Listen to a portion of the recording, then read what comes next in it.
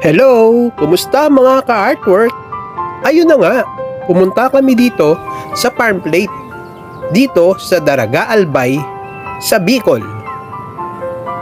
Kung saan sinasabi nila na ito na daw ang pinaka-happiest place in Bicol.